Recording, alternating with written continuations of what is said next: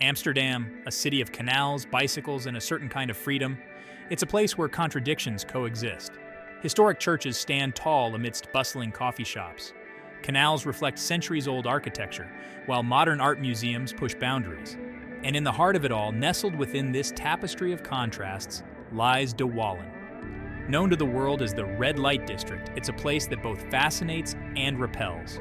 Tourists flock to De Wallen, drawn by its notoriety and promises of the forbidden. They come seeking a glimpse into a world often shrouded in secrecy and taboo. But De Wallen is more than just a spectacle. It's a complex ecosystem, a place where history, culture, and commerce intertwine. To understand De Wallen is to understand a part of Amsterdam's soul.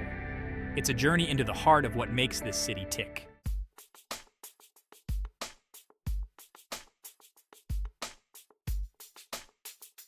De Wallen is a world unto itself, a labyrinth of narrow cobblestone streets, canals, and bridges. It's a place where the boundaries between public and private blur, where the lines between legality and transgression are constantly being tested. Stepping into De Wallen is like stepping into another era. The air is thick with the scent of marijuana. The sound of laughter and music spills out from bars and clubs. But beneath the surface, there's a palpable tension. The watchful eyes of security cameras are everywhere. Police officers patrol the streets, a constant reminder of the delicate balance between freedom and control. It's a place where anything goes, but nothing is truly free.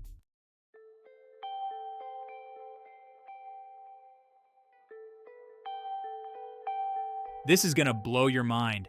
Don't forget to subscribe and hit the bell icon to stay up to date with our exciting adventures. Stay with us to the end because you don't want to miss this. The most striking feature of De Wallen, the one that draws the most attention, is undoubtedly the windows. Behind these glass panes, women, and sometimes men, put themselves on display. They are the faces of De Wallen, the ones who both embody and challenge societal norms. These women are entrepreneurs, selling a service in a legal and regulated environment. They come from all walks of life. Some are students working their way through university. Others are single mothers trying to make ends meet. Each has their own story to tell, their own reasons for being there.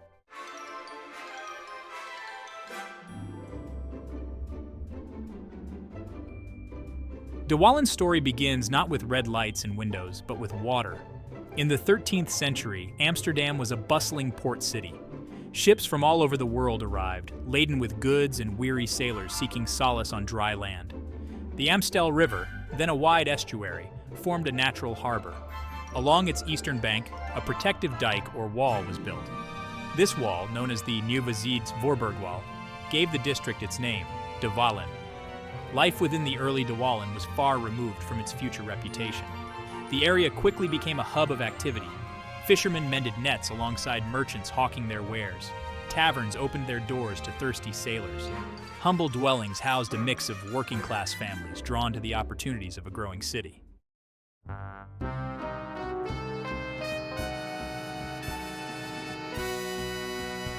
The 17th century witnessed Amsterdam's golden age. The city became a global center of trade, art, and culture. This period of immense wealth and growth also fueled the expansion of De Wallen and solidified its reputation as a red light district. While prostitution remained officially illegal, the city's authorities adopted a pragmatic approach. They turned a blind eye to the trade, recognizing its inevitability in a bustling port city. The lines between respectability and vice blurred. Taverns doubled as brothels. Women, often with no other means of support, turned to sex work. Some operated independently, soliciting customers on the streets. Others found themselves under the control of madams who ran establishments ranging from simple rooms to luxurious houses.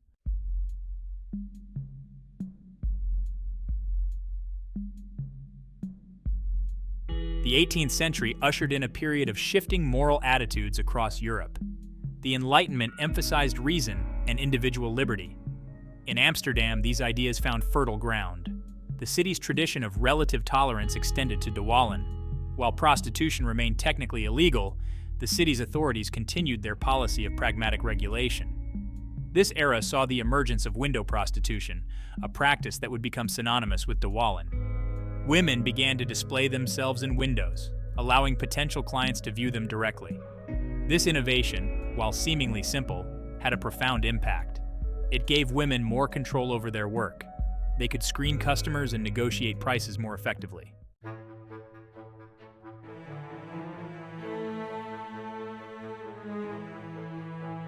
The 20th century brought significant changes to De Wallen. The two world wars had a profound impact on Amsterdam. The city's economy suffered and poverty increased, pushing more women into sex work. De Wallen, once a place of relative prosperity, became a refuge for the desperate. The post-war period witnessed growing calls for the legalization of prostitution. Proponents argued that legalization would protect sex workers, reduce crime, and allow for greater regulation. Opponents, however, maintained that it would only serve to normalize and legitimize the exploitation of women.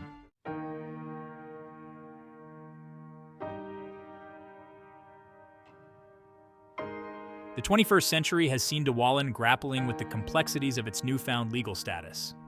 While legalization aimed to improve the lives of sex workers, challenges remain. The debate over sex trafficking continues, with some arguing that legalization has made it more difficult to identify and protect victims. Tourism continues to be a major factor shaping De Wallen. Millions of visitors flock to the district each year, drawn by its notoriety and the promise of experiencing something unique. This influx of tourists has brought both benefits and drawbacks. It has boosted the local economy, but also contributed to concerns about overcrowding, public nuisance, and the exploitation of sex workers.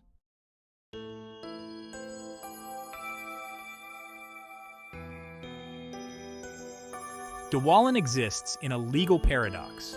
Prostitution is legal in the Netherlands, regulated and taxed like any other business. Yet the very nature of the work taking place behind those red-lit windows continues to spark debate and controversy. The legalization, enacted in 2000, aimed to drag sex work out of the shadows, offering workers rights and protections they previously lacked. This legal recognition brought with it a new set of rules. Brothels must be licensed. Sex workers are required to register with the Chamber of Commerce, pay taxes, and contribute to Social Security. The idea was to create a transparent system, ensuring fair labor practices and reducing the influence of criminal elements.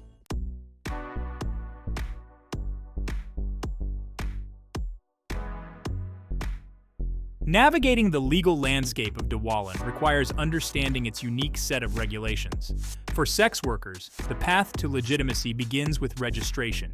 They must be over 21, hold a valid work permit if they are foreign nationals, and operate independently or through licensed brothels.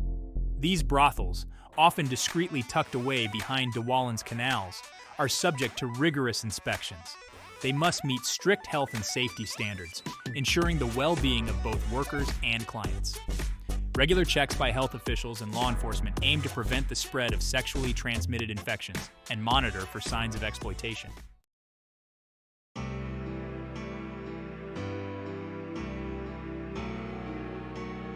A central concern within De Wallen's legal framework is the protection of vulnerable individuals. The legalization of prostitution, while intended to empower sex workers, also raised fears of increased trafficking and exploitation. To combat this, the Dutch government implemented measures to identify and assist potential victims of trafficking. Law enforcement agencies work closely with organizations that specialize in providing support and resources to individuals who have been forced into prostitution.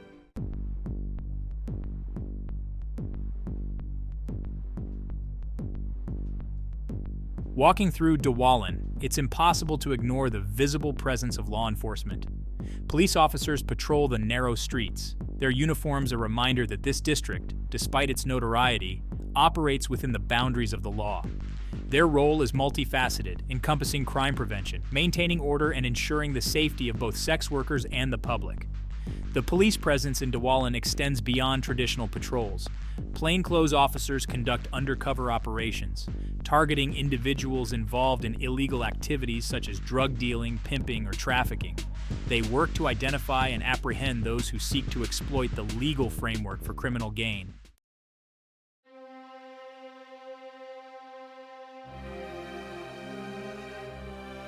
The legalization of prostitution in the Netherlands, and by extension the legal framework governing De Wallen, remains a subject of ongoing debate.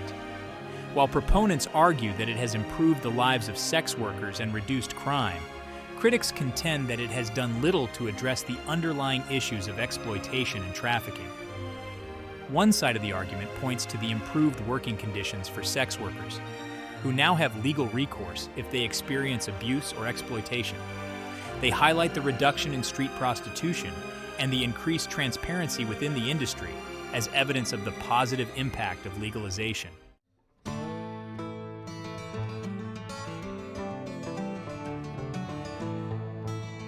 Amsterdam's Scarlet Letter. De Wallen is more than just a neighborhood. It's woven into the very fabric of Amsterdam's identity. It's a paradox, a source of both pride and shame, a symbol of tolerance and a reminder of societal taboos. For some, it embodies the city's open-mindedness, its willingness to confront and regulate what others shy away from. Yet this acceptance isn't universal. Many Amsterdammers view De Wallen with a mixture of ambivalence and resignation. It's a part of the city they acknowledge but rarely visit, a place that exists in a separate sphere from their daily lives. The red lights and window displays, while normalized within the district's boundaries, remain a stark contrast to the quiet canals and family-friendly neighborhoods that define much of Amsterdam.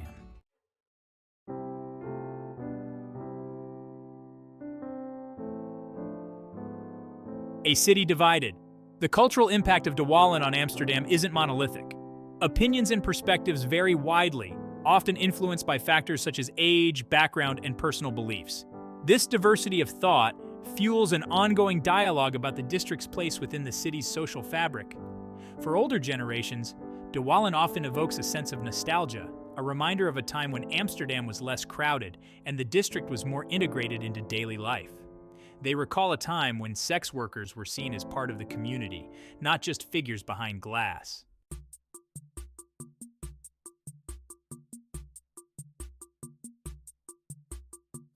The tourist gaze. It's impossible to discuss De Wallen's cultural impact without acknowledging the elephant in the room: tourism.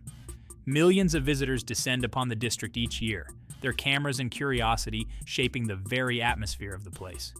De Wallen has become a spectacle, a must-see destination for those seeking a glimpse into a world often shrouded in secrecy.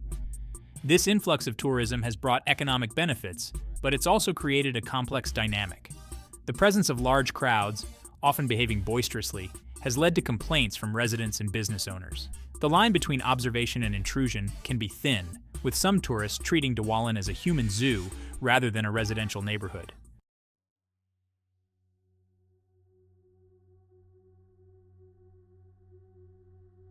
It's easy to forget that De Wallen is more than just a tourist attraction. Behind the red lights and the window displays, people live and work, their lives intertwined with the rhythm of this unique neighborhood.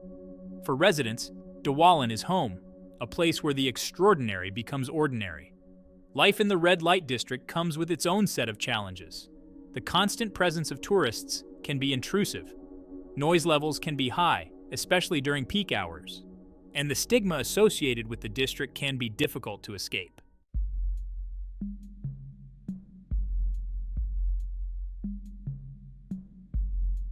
De Wallen stands as a testament to the evolving nature of morality and social acceptance. What was once considered taboo and hidden in the shadows is now out in the open, subject to regulations and public scrutiny. The district forces us to confront our own perceptions of sex work, challenging us to move beyond easy judgments. The legalization of prostitution in the Netherlands, while controversial, reflects a growing movement to destigmatize sex work and recognize the rights of those involved. De Wallen has become a focal point for this debate, a real-world experiment in the complexities of regulating a trade that often operates in the shadows.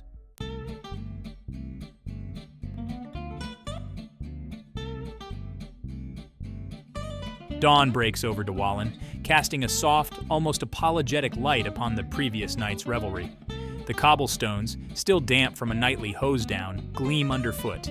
The air, usually thick with the mingled scents of marijuana and perfume, carries a hint of fresh bread from a bakery just starting its day. This is De Wallen before the tourists arrive, a brief interlude of normalcy before the curtain rises on another performance. Shopkeepers, their faces etched with the weariness of late nights and early mornings, unlock doors and set out wares. The clanging of metal shutters echoes through the narrow streets as businesses prepare for the influx of curious eyes. Delivery trucks rumble through, supplying cafes with pastries and coffee, the lifeblood of a district that runs on caffeine and late-night indulgences.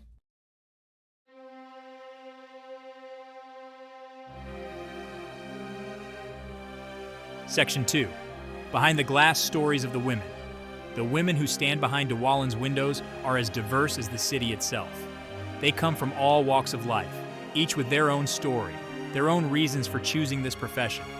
There's Anna, a single mother working to support her children, her laughter echoing through the narrow street as she chats with a colleague during a break. There's Maria, a student paying her way through university, her nose buried in a textbook between clients, her mind 1,000 miles away from the red-lit room behind her. And there's Sophia, a seasoned professional who carries herself with a quiet dignity, her eyes betraying a weariness that speaks of the emotional labor inherent in her work.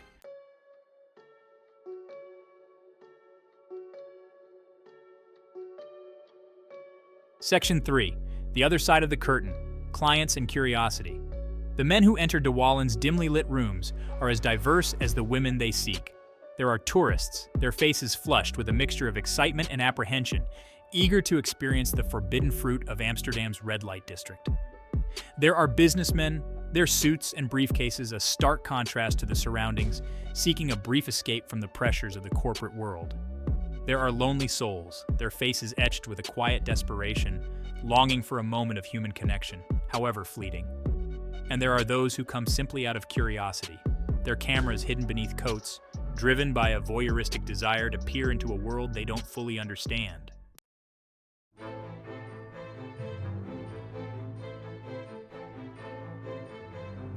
Section 4. Guardians of the District, policing the red light.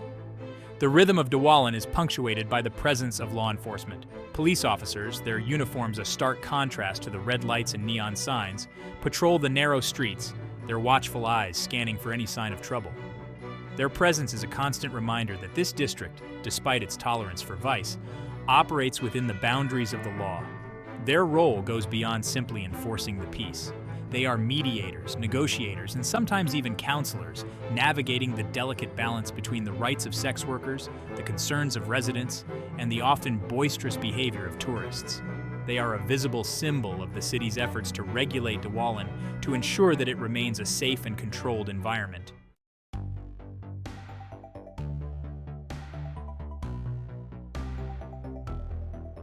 Lost amidst the red lights and the voyeuristic gaze, it's easy to forget that De Wallen is more than just a red light district. It's a living, breathing neighborhood, a tapestry woven from the lives of those who call it home. Beyond the windows and the neon signs, everyday life unfolds, a testament to the resilience of the human spirit and its ability to find normalcy amidst the unconventional. Children play on doorsteps, their laughter echoing through the narrow streets, oblivious to the nature of the businesses that surround them. Elderly residents, their faces etched with the wisdom of years, walk arm in arm, their daily routines undisturbed by the influx of tourists. Shopkeepers engage in friendly banter with customers, their conversations a mix of Dutch and accented English, a testament to the district's multicultural character.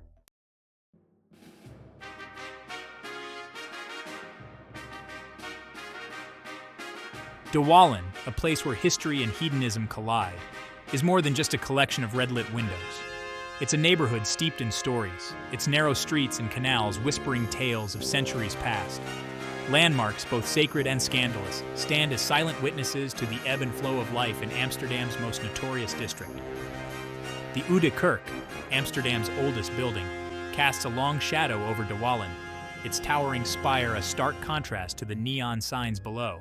Built in the 13th century as a symbol of faith, it now stands as a reminder of the city's evolving moral compass, a silent observer to the pleasures and transgressions unfolding at its feet.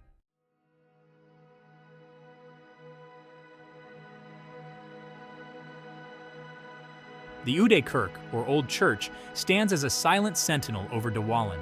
Its presence is a stark reminder of the juxtaposition that defines this district, sacred and profane, historical and hedonistic, existing in an uneasy but enduring balance. Built in the 13th century, the Oude Kerk was once a place of solace and spiritual guidance for sailors returning from long voyages. Today it stands as a silent witness to the comings and goings of a different kind of clientele. Its stained glass windows, once illuminated by candlelight, now reflect the neon glow of the red light district below. The church's bells, once calling the faithful to prayer, now toll over a neighborhood where pleasure, not piety, is the primary pursuit.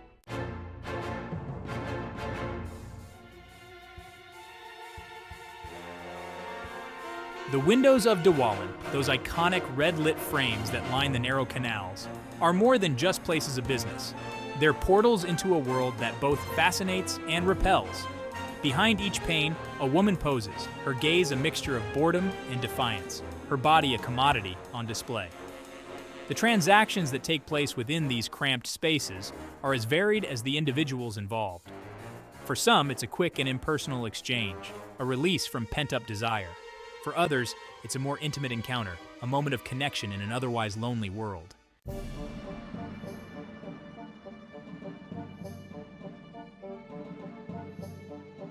Section 4. Museums of the Hidden Sex, Drugs, and History. De Wallen's museums offer a glimpse into the district's hidden history and the often taboo subjects that have come to define it.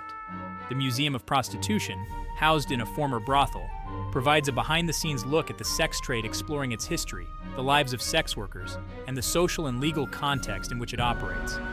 The Hash, Marijuana, and Hemp Museum delves into the history and culture of cannabis, from its medicinal uses to its role in popular culture. It's a reminder that Amsterdam's liberal approach to drugs extends beyond the coffee shops, reflecting a broader societal acceptance of substances that are often demonized elsewhere.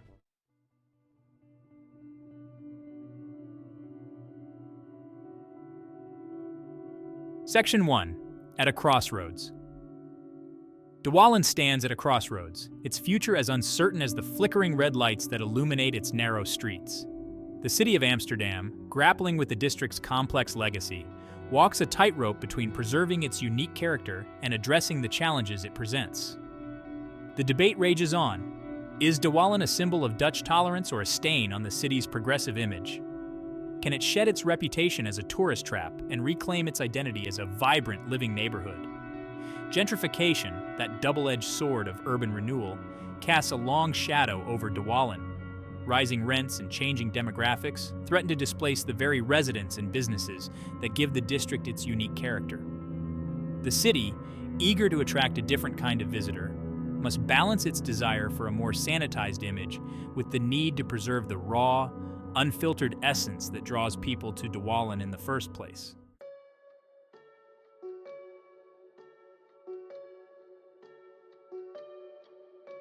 Section 2. The Allure of the Forbidden. What is it about De Wallen that continues to captivate and intrigue, even as the world around it changes? Perhaps it's the allure of the forbidden, the chance to peer into a world that most of us only glimpse in hushed whispers or behind closed doors. De Wallen, for all its flaws, offers a glimpse into the raw, unfiltered desires that drive human behavior. Or maybe it's the sense of history, the feeling that you're walking through the pages of a novel, surrounded by centuries of stories etched into the very cobblestones. De Wallen's streets have borne witness to it all: the rise and fall of empires, the ebb and flow of fortune, the endless dance between pleasure and pain.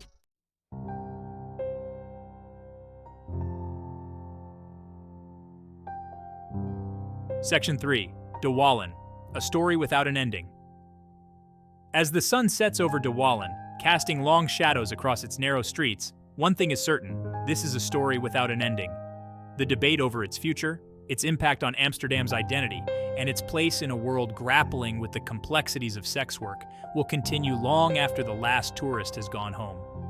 De Wallen will evolve as it always has, adapting to changing social norms, economic realities, and the ever-shifting sands of morality. Its red lights may dim or flicker out entirely, replaced by the glow of trendy cafes or art galleries. The faces behind the windows may change, reflecting the ebb and flow of individual lives and the forces that drive them to seek solace or opportunity within its boundaries. If you enjoyed this journey through De Wallen, don't forget to subscribe for more. Hit the bell icon to stay updated, like, share, and leave a comment below. Your support helps us bring more stories to life.